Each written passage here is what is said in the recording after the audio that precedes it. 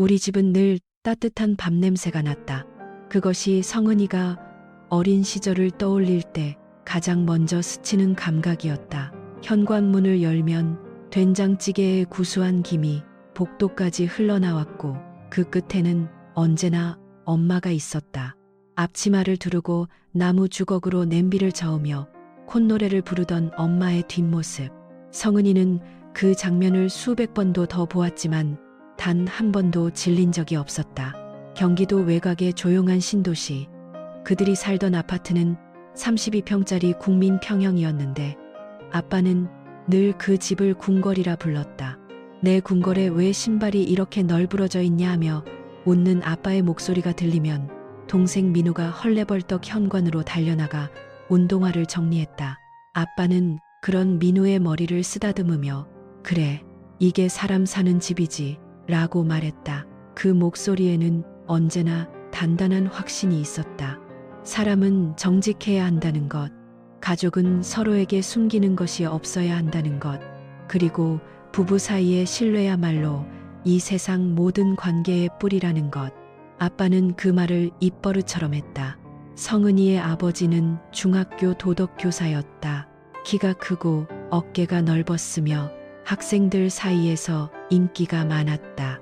학부모 상담 시간이면 어머니들이 줄을 서서 기다렸다는 이야기를 엄마가 자랑스럽게 할 때면 아빠는 괜히 헛기침을 하며 고개를 돌렸다. 그런 아빠가 좋았다.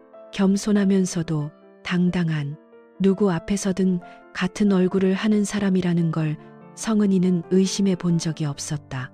엄마도 마찬가지였다. 구청 문화센터에서 요가 강사로 일하던 엄마는 동네에서 소문난 미인이었다. 또래 엄마들보다 늘씬하고 화사했으며 입이 크고 웃음소리가 시원했다. 아파트 부녀회 모임에 가면 엄마 주변으로 사람들이 모여들었다. 그런데도 엄마는 다른 남자에게 눈길 한 번 주지 않았다. 적어도 성은이가 알기로는 그랬다. 엄마는 아빠 이야기를 할 때면 눈이 반짝였고 주말마다 둘이서 손을 잡고 산책을 나갔다. 20년 넘게 연애하는 부부라는 말을 주변에서 들을 때마다 엄마는 당연하지, 우리 아빠만큼 좋은 남자가 어딨어 하고 대답했다. 그 말이 거짓이었다는 걸 알게 된 것은 한참 뒤의 일이다. 하지만 지금은 아직 그때가 아니다. 성은이가 초등학교 3학년이던 어느 가을 운동회 날이 있었다. 2인 삼각 달리기에서 성은이가 파트너와 함께 넘어져 무릎이 깨졌을 때 아빠는 관중석에서 운동장을 가로질러 뛰어왔다. 양복 바지에 흙이 묻는 것도 개의치 않고 성은이를 번쩍 안아 올리며 울지마, 우리 딸 아프지 않아 라고 속삭였다. 그 목소리의 떨림을 성은이는 아직도 기억한다. 자기 무릎보다 아빠의 얼굴이 더 아파 보였기 때문이다. 보건실에서 소독약을 바르는 동안 엄마가 도착했다. 엄마는 들어오자마자 아빠의 바지에 묻은 흙을 보고 한숨을 쉬었다. 이 양복 새로 산 건데 라고 말하면서도 얼굴은 웃고 있었다. 아빠도 웃었다. 그 둘이 나란히 앉아 성은이의 무릎에 반창고를 붙여주는 장면은 마치 교과서에 실릴 법한 가족 사파 같았다. 성은이는 그때 생각했다. 우리 가족은 완벽하다고, 이보다 더 좋을 수는 없다고. 저녁 식탁은 언제나 네 사람이 함께였다. 아빠가 숟가락을 들기 전에는 아무도 먹지 않았고 식사 중에는 반드시 그날 있었던 일을 한 사람씩 돌아가며 이야기했다. 아빠는 그것을 가족 보고 시간이라 불렀다. 민우가 학교에서 친구와 싸운 날에는 아빠가 냅킨으로 테이블 위에 그림을 그려가며 왜 주먹보다 말이 더 강한지를 설명했고, 성은이가 수학 시험을 망친 날에는 엄마가 괜찮아, 다음에 잘하면 되지 하며 등을 토닥였다. 그 자리에서 거짓말은 허용되지 않았다. 아빠가 늘 말했기 때문이다. 이 식탁에서만큼은 무슨 말이든 해도 된다. 대신 거짓말은 안 된다. 거짓말은 밥상을 썩게 한다고. 성은이는 그 규칙을 성경 말씀처럼 믿었다. 중학교에 올라가서도 성은이에게 가족은 자랑이었다. 친구들이 부모님 싸우는 이야기를 할 때면 성은이는 조용히 입을 다물었다. 자랑하고 싶은 마음과 미안한 마음이 동시에 들었기 때문이다. 우리 엄마 아빠는 싸우지 않는다는 말을 하면 자랑처럼 들릴까봐. 실제로 부모님은 성은이와 민호 앞에서 목소리를 높인 적이 거의 없었다. 의견이 다를 때면 아빠가 먼저 물러났고 엄마가 당신이 맞아 하며 웃으면 아빠는 아니야 네가 맞아 하고 받았다. 장난인지 진심인지 알 수 없는 그 묘한 양보의 핑퐁이 끝나면 두 사람은 어김없이 웃었다.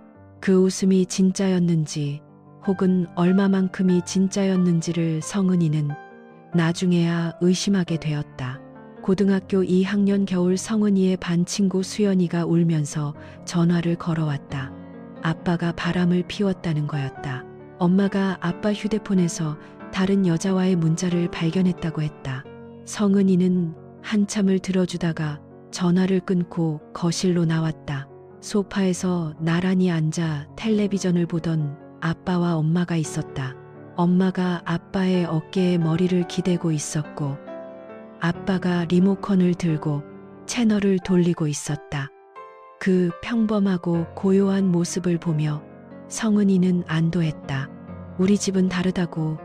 우리 부모님은 절대로 그런 사람들이 아니라고.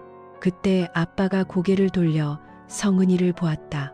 왜 그래 우리 딸 무슨 걱정 있어 하는 표정이었다. 성은이는 아무것도 아니야 하고 웃으며 방으로 돌아갔다. 아무것도 아닌 것이 진짜 아무것도 아닌 줄 알았다. 17살의 성은이는 이 세상에서 가장 안전한 곳이 자기 집이라고 믿었다. 거짓말은 밥상을 썩게 한다던 아빠의 목소리가 귓가에 늘 남아 있었고 그 목소리는 언제나 성은이의 도덕적 나침반이었다. 정직하게 살아야 한다. 숨기는 것이 없어야 한다. 사랑하는 사람에게는 더더욱. 그 나침반이 가리키는 방향이 처음부터 기울어져 있었다는 사실을 성은이는 아직 몰랐다. 집 안 가득 퍼지던 된장찌개의 구수한 냄새가 어쩌면 무언가를 덮기 위한 향이었을 수도 있다는 것을, 너무 완벽한 풍경은 그 자체로 하나의 경고였다는 것을. 하지만 17의 성은이에게 경고를 읽을 눈은 없었다. 그 눈이 뜨이기까지는 아직 몇 년의 시간이 더 필요했다. 대학교 입학 통지서를 받던 날 아빠는 성은의 머리를 쓰다듬으며 말했다. 우리 딸 이제 어른이 되는구나. 그 말이 축하인 줄만 알았다. 그것이 어떤 의미의 전환점이 될 줄은 그때의 성은은 상상조차 하지 못했다. 서울 소재 대학에 합격한 성은은 통학을 택했다. 편도 1시간 반이 넘는 거리였지만 기숙사비를 아끼고 싶었고 무엇보다 가족과 떨어지는 것이 싫었다. 여전히 저녁 식탁에서 가족 보고 시간이 이어졌고 성은은 그 시간이 좋았다. 달라진 것이 있다면 성은이 대학 이야기를 하기 시작했다는 것, 그리고 과 선배 한 명의 이름이 종종 그 이야기 속에 등장하기 시작했다는 것이었다. 처음 남자친구가 생겼다고 말한 건 대학 1학년 가을이었다. 같은 학과 2학년 선배, 착하고 조용한 사람이라고 설명했다. 아빠는 수저를 내려놓고 한참을 바라보더니 말했다. 남자를 볼 때는 손만 보지 마라. 눈을 봐라. 눈이 흔들리는 놈은 마음도 흔들린다. 엄마는 웃으며 덧붙였다. 근데 손도 중요하긴 해. 성은이 고개를 갸우뚱하자 엄마는 장난스럽게 손가락을 꼼지락거리며 말했다. 손 큰 남자가 좋더라고. 아빠가 헛기침을 했고 민우는 고개를 숙인 채 밥만 먹었다. 성은은 어색하게 웃었다. 엄마가 원래 좀 거침없는 성격이니까 라고 스스로를 납득시켰다. 그런데 그것이 시작이었다. 한두 달이 지나자 엄마의 말은 점점 노골적으로 변했다. 성은이 주말에 선배와 데이트를 다녀왔다고 하면 엄마는 어디까지 했어? 라고 물었다. 영화 봤다고 대답하면 영화만 봤어라는 말이 돌아왔다. 차대 뭘 더 했겠어요. 성은이 짜증을 내면 엄마는 대학생이 뭘 그렇게 보수적이야? 라고 웃었다. 마치 딸이 아닌 친구에게 하는 말 같았다. 아니, 친구에게도 하지 않을 말이었다. 겨울이 되자 아빠도 합류했다. 어느 저녁 성은이 남자친구와 크리스마스 계획을 이야기하는데 아빠가 느닷없이 말했다. 남자가 모텔을 잡자고 하면 절대 싼 데로 가지 마라. 자기 여자한테 돈 아끼는 놈은 뭘 해도 안 된다. 성은은 숟가락을 놓았다. 아빠, 그게 무슨 말이야? 아빠는 태연하게 국을 떠먹으며 대답했다. 사실을 말하는 거지. 너도 이제 어른인데 뭘 숨겨. 엄마는 맞아 라며 맞장구를 쳤다. 성은은 그날 밤 방에 들어와 문을 닫고 한참을 앉아 있었다. 가슴이 이상하게 답답했다. 불쾌함의 정체를 정확히 집어내기 어려웠다. 부모가 성에 대해 개방적인 것이 꼭 나쁜 일일까? 혹시 자기가 너무 예민한 걸까? 그렇게 스스로를 설득하려 했지만 몸이 먼저 반응했다. 식탁에 앉으면 어깨가 굳었고 엄마 아빠의 눈을 마주치기가 꺼려졌다. 진짜 소름이 끼친 것은 겨울방학 때였다.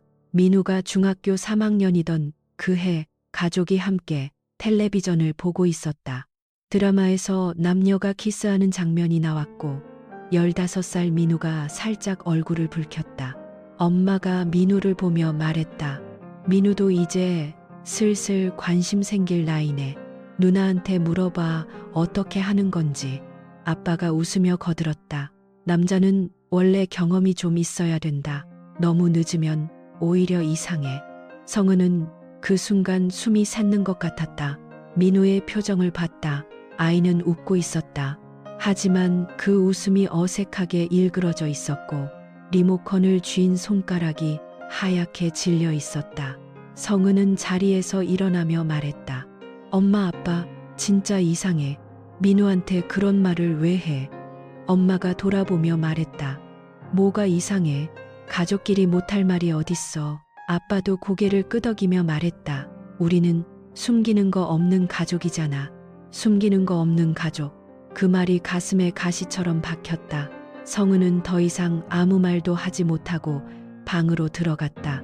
민우의 방문 앞을 지나칠 때 안에서 아무 소리도 나지 않았다.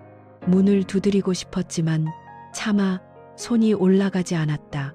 뭐라고 말해야 할지 몰랐기 때문이다. 그로부터 2달쯤 지난 어느 토요일 새벽, 성은은 화장실에 가려다 거실에서 새어나오는 소리에 발걸음을 멈췄다. 아빠의 목소리였다.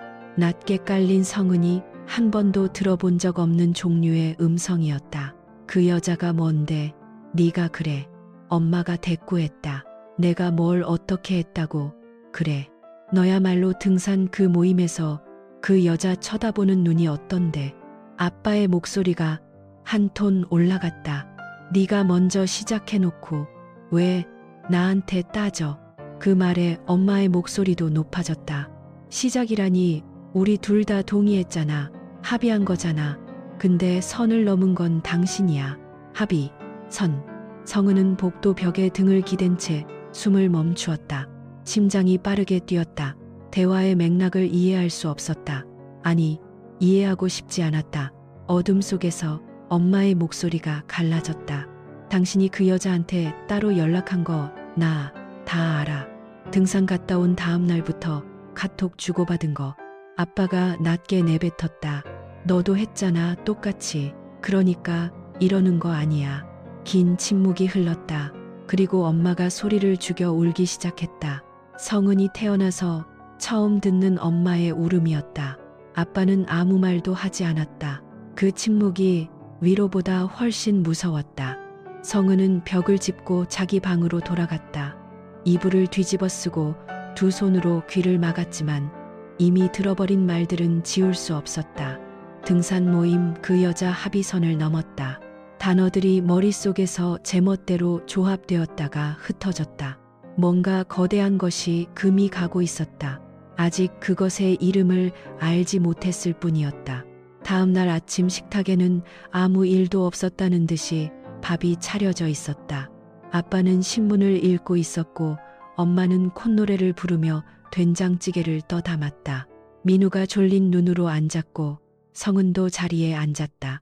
엄마가 성은을 보며 웃었다. 얼굴이 왜 그래, 잠을 못 잤어? 성은은 고개를 저으며 말했다. 아니, 잘 잤어. 거짓말이 입에서 자연스럽게 나왔다. 그것이 무서웠다. 이 가족에게서 거짓말을 배운 것이 자기 자신일 수도 있다는 생각이 스쳤다. 아빠가 신문을 접으며 말했다. 오늘 날씨 좋다. 등산이나 갈까? 엄마의 손이 찰나 멈추었다가 다시 움직였다. 그 짧은 정지를 성은은 놓치지 않았다. 좋지, 라고 엄마가 대답했다. 목소리는 평소와 똑같았다. 하지만 성은의 귀에는 더 이상 같은 소리로 들리지 않았다. 식탁 위에는 햇살이 고르게 퍼져 있었다. 된장찌개에서 피어오르는 김이 따뜻했고 창밖에서는 참새가 울고 있었다. 아름다운 아침이었다. 그 아름다움이 성은의 위장을 뒤틀었다. 밥을 한 숟가락도 삼킬 수 없었다. 밥그릇을 내려다보며 성은은 생각했다. 아빠가 늘 말했던 그 문장 거짓말은 밥상을 썩게 한다. 그 밥상이 이미 썩어 있었다면, 처음부터 썩어 있었다면 자신은 그 위에서 17년을 먹고 자란 것이다. 숟가락이 손에서 미끄러져 그릇 가장자리에 부딪혔다. 작은 소리였지만 성은의 귀에는 유리가 깨지는 것처럼 울렸다. 그 일이 있고 나서 2달이 흘렀다. 겨울방학이 끝나고 새 학기가 시작된 3월이었지만 성은에게는 계절이 바뀌었다는 사실조차 실감나지 않았다. 매일 아침 식탁에 앉으면 아버지는 여전히 반찬 하나하나에 감탄을 흘렸고 어머니는 여전히 머리칼을 한쪽으로 넘기며 웃었고 민우는 여전히 숟가락을 천천히 들어올리며 자기 밥그릇만 쳐다봤다. 모든 것이 똑같았다. 아무것도 달라진 게 없었다. 그래서 더 무서웠다. 성은은 자기 안에서 무언가가 서서히 부패하고 있다는 것을 알았다. 밤마다 잠자리에 누우면 새벽에 들었던 어머니의 울음소리가 귓속에서 되살아났고 아버지가 등산이라는 단어를 꺼낼 때마다 식도가 조여왔다. 하지만 말할 수 없었다. 민우에게도 친구에게도 누구에게도 이 감각에는 이름이 없었으므로 전할 방법도 없었다. 토요일 아침이었다. 어머니가 요가원 오전 수업이 있다며 먼저 나갔다. 아버지는 학교 행사 준비가 있다며 뒤이어 현관을 나섰다. 민우는 학원에 갔다. 성은은 거실에 혼자 남았다. 텔레비전을 켜지 않았다.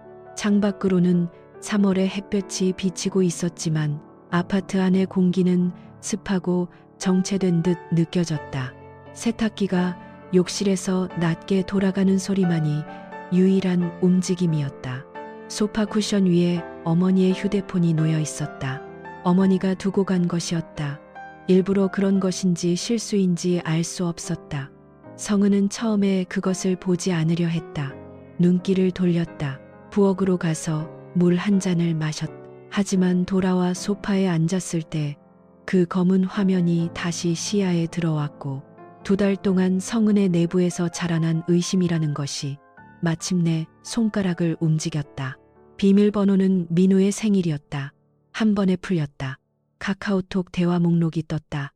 상단에 요가원 관련 단체방이 있었고 친척 모임방이 있었고 그 아래에 이름이 없는 단체방이 하나 있었다. 프로필 사진도 없고 방 제목도 설정되어 있지 않은 4명으로 구성된 대화방이었다. 성은은 아무 생각 없이 그 방을 눌렀다. 아니, 아무 생각이 없었다고 말하면 거짓말이다. 알고 싶었다.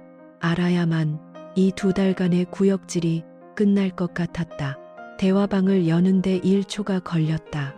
그 1초 뒤에 성은의 세계가 완전히 무너지는 데에는 3초가 채 걸리지 않았다. 사진이었다. 영상이었다. 어머니의 얼굴이 있었다. 아버지의 등이 있었다. 모르는 여자의 몸이 있었고 모르는 남자의 손이 있었다. 4사람이 한 침대 위에서 뒤엉켜 있었다. 표정들이 있었다. 소리가 있었다. 영상의 재생 버튼을 누른 것인지 손이 떨려서 닿은 것인지 성은은 기억하지 못했다. 다만 어머니의 목소리가 흘러나왔고 그것은 웃음이었고 그 웃음은 성은이 매일 아침 식탁에서 듣던 것과 정확히 같은 음색이었다. 휴대폰을 내려놓았다. 아니, 떨어뜨렸다. 소파 쿠션 위로 휴대폰이 화면이 위를 향한 채 떨어졌고 영상은 여전히 재생되고 있었다. 성은은 일어나 화장실로 갔다. 세면대에 얼굴을 묻고 구토했다. 아침에 먹은 것이 없었으므로 위산만 올라왔다. 목이 타고 눈에서 물이 났지만 그것이 눈물인지 구역질의 반사인지 구분할 수 없었다. 거울 속에 자기 얼굴이 보였다. 어머니를 닮은 얼굴. 그 사실이 성은을 한 번 더 토하게 만들었다. 부모님이 돌아온 것은 오후 늦은 시간이었다. 성은은 거실에 앉아 기다리고 있었다. 어머니의 휴대폰은 원래 자리에 그대로 두었다. 텔레비전은 꺼져 있었고 커튼도 치지 않아 기울어진 햇살이 거실 바닥을 비스듬히 가르고 있었다. 어머니가 먼저 들어왔다. 신발을 벗으며 성은아, 밥 먹었어 하고 물었다. 성은은 대답하지 않았다. 뒤이어 아버지가 들어왔다. 현관문이 닫혔다. 성은은 두 사람이 거실로 완전히 들어온 것을 확인한 뒤 입을 열었다. 엄마 카톡 봤어. 짧은 문장이었다. 그러나 그 문장이 공기 중에 떠오르는 순간 어머니의 손이 멈추었다. 외투를 벗으려던 동작이 중간에 정지했다. 아버지는 성은의 얼굴을 보았다. 평소와 달리 아무 말도 하지 않았다. 이 3초의 침묵이 성은에게 모든 것을 확인시켜 주었다. 놀라지 않는다는 것, 무엇을 보았는지 이미 짐작하고 있다는 것. 어머니가 먼저 말했다. 성은아, 그건 어른들 사이의 일이야. 그 말투가 너무 차분해서 성은은 오히려 숨이 막혔다. 준비된 대사 같았다. 언젠가 이런 날이 올 것을 알고 있었다는 듯 변명이 아니라 설명을 하겠다는 태도였다. 아버지가 소파에 앉으며 말했다. 성은아, 앉아라. 우리 얘기 좀 하자. 성은은 앉지 않았다. 서 있었다. 다리가 떨렸지만 앉으면 지는 것 같았다. 아버지가 말했다. 엄마 아빠가 서로 합의한 거야. 성인들끼리 동의하에 하는 건데 누구한테 피해를 주는 게 아니잖아. 그냥 일종의 운동 같은 거야. 취미 같은 거라고 생각하면 돼. 운동, 취미, 스포츠. 아버지는 정말 그 단어를 사용했다. 윤리를 가르치는 사람이 거짓말은 밥상을 썩게 한다고 수백 번 말했던 사람이 자기 딸 앞에서 그 행위를 스포츠라고 불렀다. 성은은 그 순간 아버지의 얼굴에서 그동안 자기가 사랑했던 모든 선을 찾으려 했다. 운동의 날 달리기 응원을 하던 얼굴, 성적표를 보며 수고했다고 웃던 얼굴, 하나도 보이지 않았다. 같은 얼굴인데 완전히 다른 사람이 앉아 있었다. 성은은 물었다. 그러면 그때 등산 모임에서 만난 그 여자도 엄마가 울었던 그날 밤도 전부 그거였어. 어머니가 고개를 끄덕이며 말했다. 그건 아빠가 규칙을 안 지켜서 내가 화난 거였지 행위 자체가 문제가 아니라 규칙, 합의, 동의. 이 사람들에게는 질서가 있었다. 비밀의 세계에도 나름의 문법이 있었다.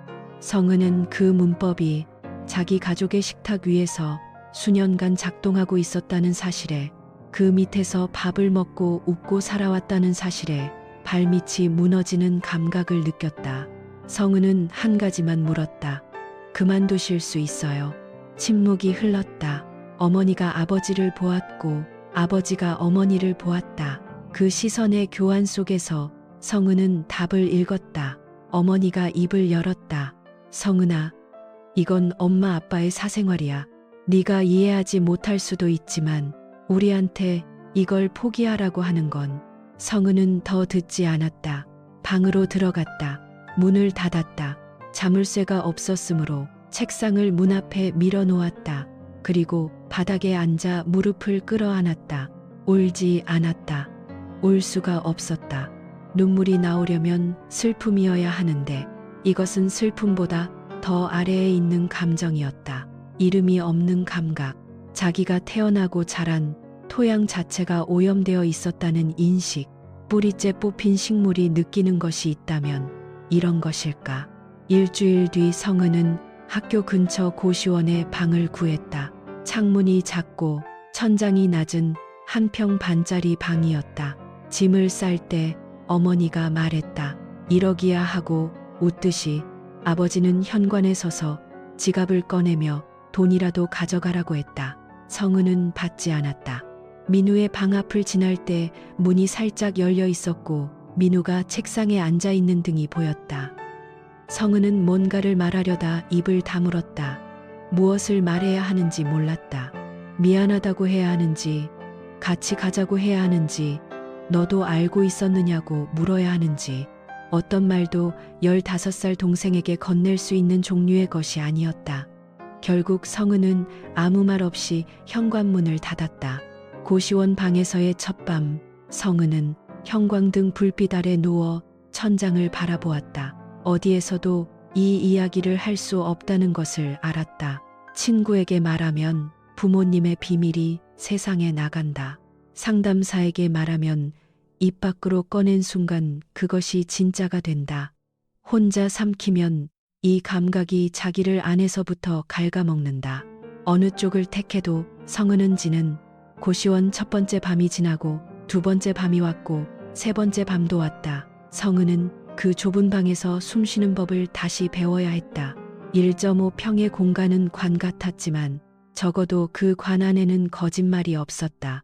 형광등 불빛 아래 천장의 얼룩을 세다 보면 새벽 4시가 되었고 알람이 울리기도 전에 눈이 떠졌다.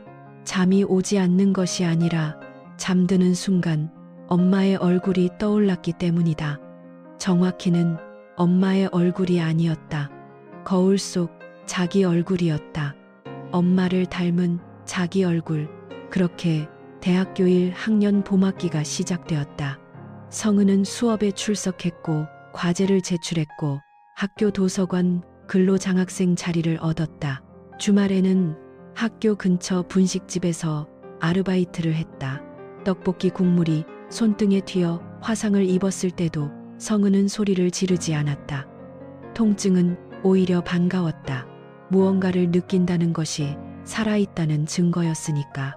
아버지에게서 가끔 전화가 왔다. 성은은 받지 않았다. 어머니에게서는 전화가 오지 않았다. 그것이 더 아팠다. 전화를 하지 않는다는 것은 딸이 떠난 것을 별일 아닌 것으로 처리했다는 뜻이었다. 성은은 연락처를 차단하지는 않았다.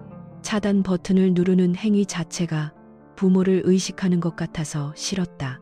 그냥 울리도록 두었다. 벨소리가 멈추면 그것으로 끝이었다. 민우에게는 딱 한 번 문자를 보냈다. 밥 잘 먹고 다녀. 마침표 하나까지 오래 고민했다. 답장은 오지 않았다. 성은은 동생이 자기를 원망하는 것인지 아니면 동생도 무언가를 알고 있어서 무슨 말을 해야 할지 모르는 것인지 판단할 수 없었다. 어느 쪽이든 성은이 할 수 있는 일은 없었다. 시간은 흘렀다. 2학년이 되었고 3학년이 되었고 4학년이 되었다. 성은은 경영학과 수석을 놓친 적이 없었다. 교수들은 그녀를 성실한 학생이라 불렀지만 정확히 말하면 성은은 성실한 것이 아니라 멈출 수가 없었던 것이다. 멈추면 생각이 났다. 어머니 휴대폰 화면에서 본 것들이, 아버지가 운동이라고 취미라고 말하던 그 목소리가. 그래서 성은은 계속 움직였다. 과제를 했고 일을 했고 자격증 시험을 봤다. 졸업과 동시에 중견식품회사 경영지원팀에 입사했을 때 성은의 이력서에는 빈 곳이 없었다. 하지만 그녀의 안에는 텅 비어 있었다. 회사에서의 성은은 유능했다. 보고서를 정확하게 썼고 회의에서 논리적으로 발언했으며 야근을 마다하지 않았다. 동료들은 그녀를 차갑다고 했고 일부는 도도하다고 했다. 성은은 그 평가들이 신경 쓰이지 않았다. 사람과 가까워지는 것이 두려웠기 때문이다. 가까워지면 결국 보여주어야 했다. 자신의 가족을, 자신의 과거를. 그것은 성은이 절대로 열 수 없는 서랍이었다. 회사 생활 3년차 겨울 거래처 미팅에서 경환을 처음 만났다. 그는 건축 자재 회사 영업팀 과장이었다. 키가 크고 어깨가 넓었지만 목소리는 낮고 조용했다. 첫 미팅에서 그가 한 일이라고는 성은이 놓친 계산서 오류를 조용히 메모지에 적어 건넨 것뿐이었다. 아무도 보지 못하게, 성은의 실수가 드러나지 않도록. 성은은 그날 밤 고시원보다는 넓어진 그러나 여전히 좁은 원룸 침대 위에 누워 그 메모지를 꺼내 보았다. 깔끔한 글씨체였다. 숫자 7에 가로획을 긋는 사람이었다. 성은은 메모지를 접어 지갑 안에 넣었다. 왜 그랬는지는 자기도 몰랐다. 이후 업무상 만남이 반복되었고 경화는 매번 같았다. 조용하고 정확하고 친절하되 선을 넘지 않았다. 어느 날 점심시간 함께 식당에서 나오며 경환이 물었다. 혹시 주말에 시간 되시면 전시회를 하나 보러 가지 않겠느냐고. 성은은 반사적으로 거절하려 했다.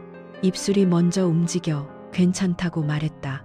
자기 입에서 나온 그 두 글자가 낯설었다. 전시회에서 그들은 그림 앞에 나란히 섰다. 경환은 그림을 보면서 이건 슬프다고 말했다. 성은은 그를 보았다. 슬픈 것을 슬프다고 말하는 사람이었다. 거짓말로 포장하지 않는 사람. 아버지와 정반대인 사람. 교제 6개월이 지나도 성은은 자기 가족 이야기를 하지 않았다. 부모님은 뭐 하시느냐는 질문에 일찍 돌아가셨다고 거짓말했다. 그 거짓말을 하는 순간 뱃속이 뒤틀렸다. 아과드가 말했던 것처럼 거짓말은 밥상을 썩게 만든다. 하지만 진실은 사람을 썩게 만들었다. 성은은 둘 중 하나를 선택해야 했고 자기 자신이 썩는 쪽을 택했다. 교제 1년이 되던 날 경환이 작은 상자를 꺼냈다. 반지는 아니었다. 열쇠였다. 자기가 새로 계약한 아파트 열쇠라고 했다. 함께 살자는 뜻이 아니라 언제든 올 수 있는 곳이 있었으면 좋겠다는 뜻이라고. 성은은 열쇠를 내려다보았고 손이 떨렸고 그 떨림을 더 이상 숨길 수 없다는 것을 알았다. 그날 밤 성은은 경환의 아파트 거실 바닥에 앉아 모든 것을 말했다. 아버지의 직업과 어머니의 웃음과 저녁마다 했던 가족 보고 시간과 거짓말은 밥상을 썩게 한다는 그 문장과 어느 날 소파 위에 놓여있던 어머니의 휴대폰과 그 안에서 본 것들과 운동이라고 취미라고 스포츠라고 말하던 아버지의 목소리와 1억이야 하고 웃던 어머니의 표정과 민우의 뒷모습과 고시원의 형광등 얼룩까지 한 번도 소리내어 말한 적 없는 것들이 거실 바닥 위로 쏟아졌다. 성은은 울지 않았다. 울 수 없었다. 이미 너무 오래 마른 땅이었다. 경환은 아무 말도 하지 않았다. 한참 후에 손을 뻗어 성은의 손등을 잡았다. 힘을 주지도 빼지도 않았다. 그냥 거기 있었다. 성은은 그 온기에 처음으로 눈물이 흘렀다. 5년 만의 눈물이었다. 결혼은 그해 가을에 했다. 작은 예식장에서 하객은 30명이 채 되지 않았다. 성은 측 하객석에는 대학 동기 둘과 회사 동료 셋뿐이었다. 경환의 부모님이 예식장에 들어왔을 때 성은은 숨을 멈췄다. 시어머니는 눈가에 주름이 깊었고 성은의 양손을 두 손으로 감싸며 우리 며느리 참 예쁘다고 말했다. 그 손이 따뜻했다. 아프도록 따뜻했다. 시부모님은 경기도 외곽의 단독주택에 살았다. 시어머니는 퇴직한 초등학교 교사였고 시아버지는 작은 건축사무소를 운영하다 은퇴한 사람이었다. 명절마다 시댁에 갈 때면 시어머니는 성은이 좋아하는 반찬을 미리 물어보았고 시아버지는 거실 한쪽에 성은이 앉을 자리를 따로 마련해 두었다. 성은에게 부모님 이야기를 묻지 않았다. 일찍 돌아가셨다는 말을 믿었고 그 이상 파고들지 않았다. 대신 시어머니는 가끔 성은의 머리카락을 쓸어 넘기며 말했다. 우리 성은이 고생 많았지 하고 그 말 한마디에 성은은 매번 화장실로 도망쳐 울었다. 세상에 이런 어른이 있다는 것을, 이런 가족이 존재한다는 것을 성은은 거의 믿을 수 없었다. 하지만 믿고 싶었다. 간절하게 믿고 싶었다.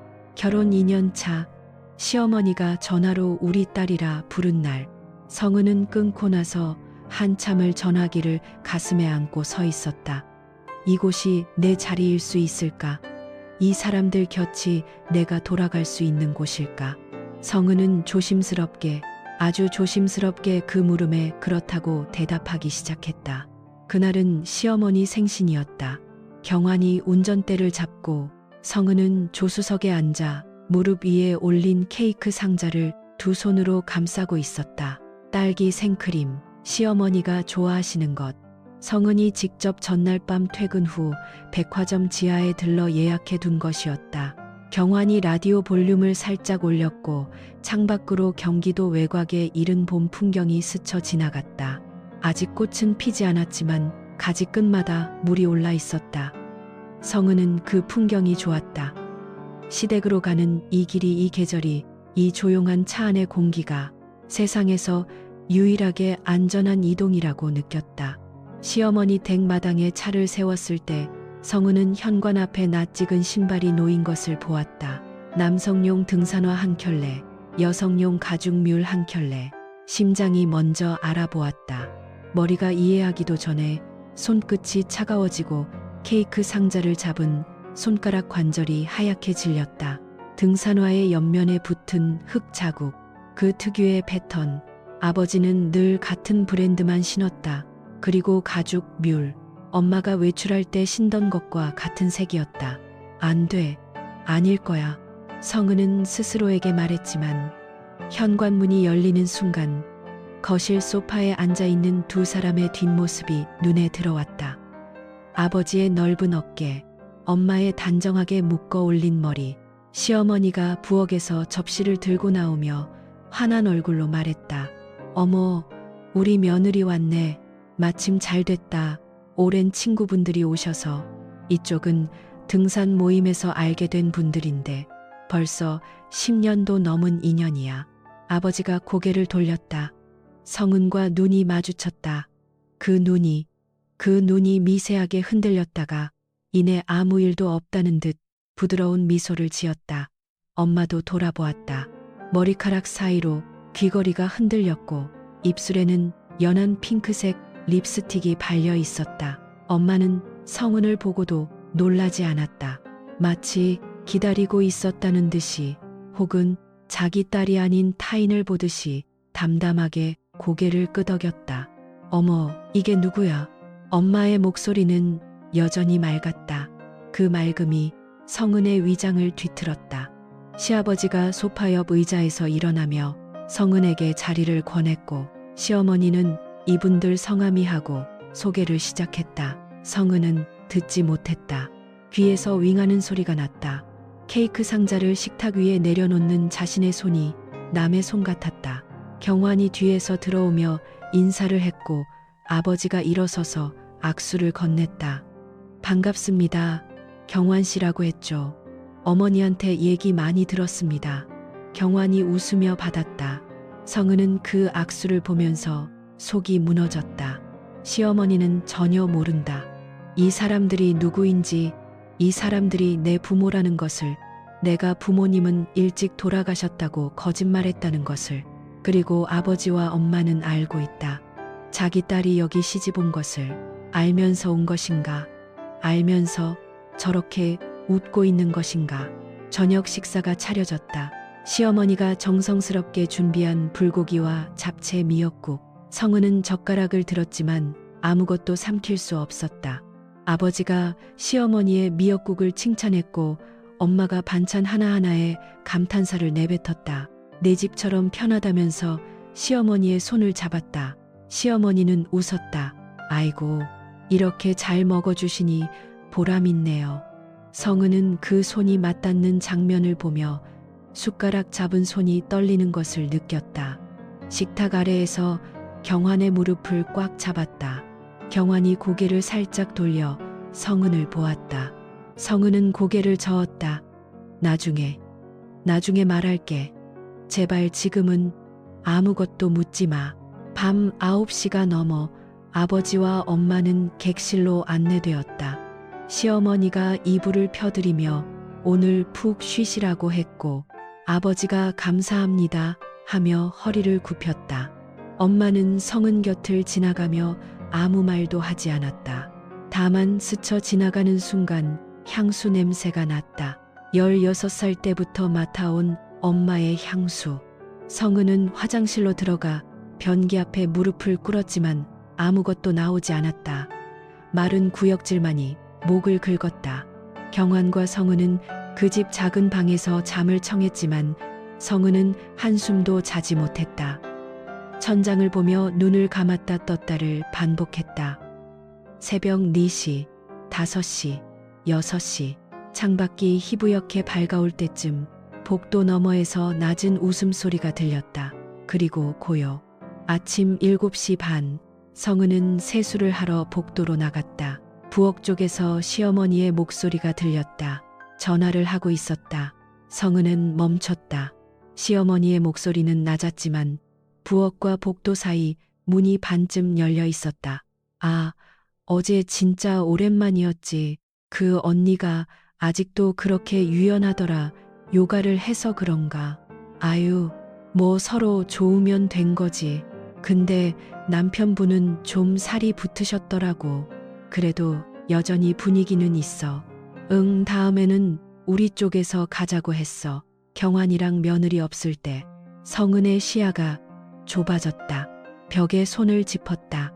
손바닥 아래 벽지에 오돌토돌한 질감이 비현실적으로 선명하게 느껴졌다. 요가를 해서 그런가. 유연하더라. 서로 좋으면. 경환이랑 며느리 없을 때.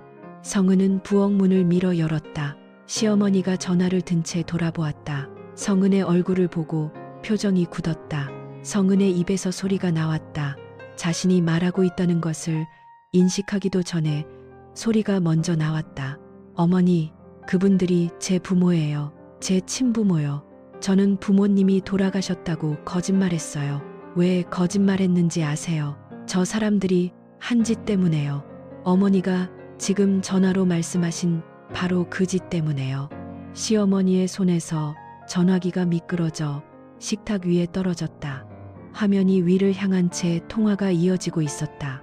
시어머니의 입술이 벌어졌다가 닫혔다. 성은아, 시어머니가 말했다. 성은은 고개를 저었다. 아무 말씀도 하지 마세요. 성은은 작은 방으로 돌아갔다. 경환이 이불 위에 앉아 있었다. 이미 깨어 있었다. 성은의 얼굴을 보고 일어섰다. 성은은 말했다. 경환아, 네 부모님이 어젯밤에 우리 부모님이랑 같은 짓을 했어. 내가 너한테 말한 그것. 똑같은 것. 경환의 얼굴에서 혈색이 빠져나갔다. 뭐라고? 그가 말했다. 성은은 반복하지 않았다. 반복할 필요가 없었다. 경환은 성은이 고시원 형광등 아래에서 5해를 보낸 이유를 알고 있었다. 경환이 복도로 나갔다. 성은은 방에 앉아 있었다. 거실에서 경환의 목소리가 들렸다. 낮지만 단단한 목소리. 어머니, 아버지, 말씀해 주세요. 그래서 못도를 테이를 말, 사실인가요? 시어머니의 울음소리가 들렸다. 시아버지의 침묵이 들렸다. 그 침묵이 대답이었다. 30분 후 성은과 경환은 차에 탔다. 케이크 상자는 식탁 위에 그대로 두고 왔다. 딸기 생크림, 시어머니가 좋아하시는 것. 경환이 시동을 걸었다. 성은은 조수석에 앉아 무릎 위에 아무것도 올려놓지 않은 빈손을 내려다보았다. 경환의 눈이 붉어져 있었지만 울지는 않았다. 차가 골목을 빠져나갈 때 백미러로 시어머니가 현관 앞에 서 있는 것이 보였다. 작고 작은 사람이었다. 성은은 고개를 돌리지 않았다. 경환이 핸들을 잡은 채 말했다. 우리 둘뿐이네. 성은은 그의 손등 위에 자기 손을 올렸다. 두 사람의 손이 모두 차가웠다. 하지만 놓지 않았다. 차는 봄이 오지 않은 도로 위를 달렸고 가지 끝에 물기는 여전히 꽃이 되지 못한 채 매달려 있었다. 차 안은 오랫동안 아무 소리도 나지 않았다. 히터가 돌아가는 낮은 바람 소리, 타이어가 아스팔트 위를 구르는 진동, 그리고 두 사람의 얕은 호흡. 그것이 세상의 전부였다. 성은은 조수석에 앉아 경환의 왼손을 잡고 있었다. 잡고 있다기보다는 손가락이 거기 걸려 있었다. 힘이 없었다. 손끝이 차가웠다. 경환은 한 번도 손을 빼지 않았다. 경기도 외곽의 한적한 도로를 빠져나와 고속도로에 올라탔을 때 성은은 창밖으로 스쳐 지나가는 가로수들을 보았다. 이른 봄이었다. 아직 꽃은 피지 않았고 가지마다 작고 단단한 눈이 맺혀 있었다. 터질 듯 부풀어 있으면서도 끝끝내 닫혀 있는 그 모양이 어쩐지 자기와 닮았다고 성은은 생각했다. 경환 씨. 성은이 입을 열었을 때 자기 목소리가 낯설게 느껴졌다. 마치 남의 목에서 나온 것처럼 건조하고 갈라져 있었다. 응. 경환의 대답도 평소와 달랐다. 늘 따뜻하고 묵직했던 그 한 음절이 오늘은 얇았다. 유리처럼 얇아서 조금만 건드리면 깨질 것 같았다. 우리 집에 가면 좀 자자. 아무것도 하지 말고. 경환이 고개를 작게 끄덕였다. 그것이 그날의 마지막 대화였다. 아파트에 도착한 것은 오전 11시쯤이었다. 현관문을 열자 익숙한 냄새가 났다. 어제 아침에 끓였던 된장국 냄새, 세탁기에서 돌린 섬유 유연제 냄새, 성은이 좋아하는 라벤더 디퓨저 향. 모든 것이 하루 전과 똑같았다. 하루 전, 그러니까 생일 케이크를 예약하고 시어머니가 좋아하시는 꽃을 고르고 경환이 넥타이를 이거로 할까 저거로 할까 고민하던 그 아침과 똑같았다. 그런데 두 사람은 완전히 달라져 있었다. 성은은 신발도 제대로 벗지 않고 침대로 갔다. 이불을 끌어올렸다.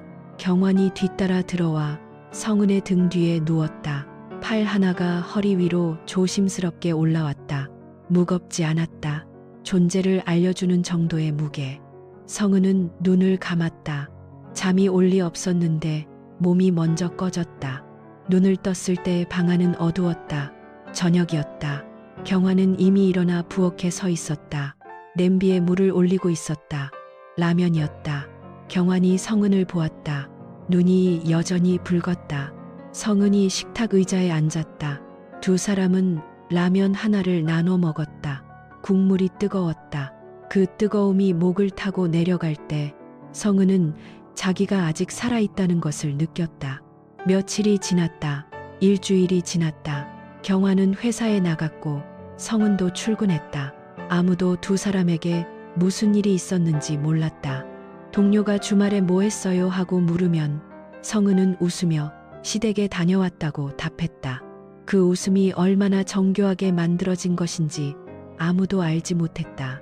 열흘쯤 지났을 때 경환의 어머니에게서 문자가 왔다. 성은의 휴대전화가 아니라 경환의 전화로. 경환은 저녁을 먹다 말고 화면을 내려다보았다. 젓가락을 든 손이 멈췄다. 성은이 물었다. 누구야? 경환이 잠시 망설이다 말했다. 어머니. 성은은 아무 말도 하지 않았다. 경환이 전화기를 식탁 위에 엎어 놓았다. 두 사람은 남은 밥을 먹었다. 그날 밤 성은은 경환에게 말했다. 나 상담 받아보려고. 심리 상담. 예전에 혼자 다닌 적 있는데 그때는 오래 못 갔어. 이번에는 좀 제대로 해보고 싶어. 경환이 고개를 돌려 성은을 보았다.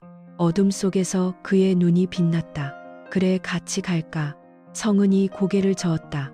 아니, 나 혼자 먼저 갈게. 당신도 필요하면 따로 알아봐. 같이 가면 안 될 것 같아. 내가 하고 싶은 말을 못할 것 같으니까. 경환이 천천히 고개를 끄덕였다. 상담실은 아파트에서 버스로 새 정거장 거리에 있었다. 작은 빌딩 4층. 문을 열면 은은한 조명과 나무 향이 났다. 상담사는 40대 중반의 여자였다. 안경을 쓰고 목소리가 낮고 고른 사람이었다. 성은은 첫 회기에 거의 말을 하지 못했다. 어디서부터 시작해야 할지 몰랐다. 아버지 이야기를 하자니 목이 막혔고, 어머니 이야기를 하자니 속이 뒤집혔고, 시어머니 이야기를 하자니 눈물이 앞을 가렸다. 상담사는 기다렸다. 괜찮아요. 오늘은 여기까지만 해도 돼요. 그 한마디가 성은을 무너뜨렸다. 그 누구보다 부드러운 그 허락이 지난 10년 동안 아무에게도 받지 못했던 것이었기 때문이다. 세 번째 상담에서 성은은 처음으로 그 단어를 입 밖에 냈다. 스와핑. 말하는 순간 혀가 타는 것 같았다. 상담사는 표정을 바꾸지 않았다. 성은은 네 번째, 5번째, 6번째 상담을 거치며 조금씩 아주 조금씩 말을 풀어놓았다. 17살의 식탁, 아버지의 윤리 교과서, 어머니의 핸드폰 속 영상, 고시원의 형광등, 경환의 손딸기, 생크림 케이크, 시어머니의 전화통화, 그것들이 하나씩 입 밖으로 나올 때마다 성은의 몸은 반응했다. 어떤 날은 구역질이 났고, 어떤 날은 손이 떨렸고, 어떤 날은 아무것도 느끼지 못하는 자기 자신이 무서웠다. 한 달이 지났을 때 경환에게도 전화가 왔다. 이번에는 아버지였다. 경환은 전화를 받았다. 성은은 방에 있었지만 거실에서 경환의 목소리가 들렸다. 낮고 단단했다. 아직은 안 됩니다. 그 한마디만 하고 전화가 끊겼다. 경환이 방으로 들어와 성은의 옆에 앉았다. 어머니가 많이 우시는 것 같다고 했다. 아버지가 대신 전화를 하신 거라고 했다. 성은은 그 말을 들으며 복잡한 감정이 파도처럼 밀려오는 것을 느꼈다. 시어머니는 울고 있다. 자기 부모는 결코 울지 않았다. 그것이 같은 잘못을 저지른 사람들 사이에 유일한 차이였다. 눈물, 후회, 부끄러움. 그것이 있느냐 없느냐가 용서의 문을 열 수 있느냐 없느냐의 차이라는 것을 성은은 알고 있었다. 하지만 알고 있다는 것과 받아들일 수 있다는 것은 전혀 다른 문제였다. 봄이 깊어졌다. 아파트 창 너머로 벚꽃이 피었다가 졌다. 성은은 매주 화요일 상담실에 갔다. 경환은 매주 목요일 다른 상담사를 만나기 시작했다. 두 사람은 서로의 상담 내용을 묻지 않았다. 대신 저녁을 함께 먹고 설거지를 나눠 하고 잠들기 전에 손을 잡았다. 어떤 날은 그것이 충분했고 어떤 날은 그것마저도 버거웠다. 어느 화요일 상담이 끝난 뒤 상담사가 물었다. 성은 씨가 가장 바라는 게 뭐예요? 성은은 오래 생각했다. 잊고 싶어요. 이 모든 걸 잊고 싶어요. 그게 안 되면 적어도 떠올렸을 때 토하지 않을 수 있으면 좋겠어요. 상담사가 고개를 끄덕였다. 시간이 걸릴 거예요. 성은은 웃었다. 알아요. 근데 시간이 걸린다는 건 언젠가는 된다는 뜻이잖아요. 그날 저녁 집으로 돌아오는 길에 성은은 편의점에 들러 딸기 우유를 2개 샀다. 하나는 자기 것, 하나는 경환 것. 현관문을 열자 경환이 소파에 앉아 있었다. 손에 휴대전화를 들고 화면을 보고 있었는데 성은이 들어오자 고개를 들었다. 얼굴이 편안하지는 않았다. 하지만 무너져 있지도 않았다. 성은이 딸기 우유를 내밀었다. 경환이 받아들었다. 고마워. 성은이 경환의 옆에 앉았다. 빨대를 꽂고 한 모금 마셨다. 달았다. 그 단순한 단맛이 혀 위에 남아있는 동안 성은은 생각했다. 우리는 아마 완전히 괜찮아지지 못할 것이다. 아버지의 교과서는 여전히 어딘가에 있을 것이고 어머니의 향수 냄새는 어느 길모퉁이에서 불현듯 날아올 것이고 시어머니가 끓여주던 미역국 냄새를 맡으면 가슴이 먹먹해질 것이다. 그 모든 것들이 사라지지 않을 것이다. 하지만 오늘 이 소파 위에서 딸기 우유를 마시며 옆에 앉아있는 이 사람의 체온을 느끼는 이 순간만큼은 나는 여기에 있다. 우리는 여기에 있다. 그것으로 충분한 날이 오기를 성은은 빌었다.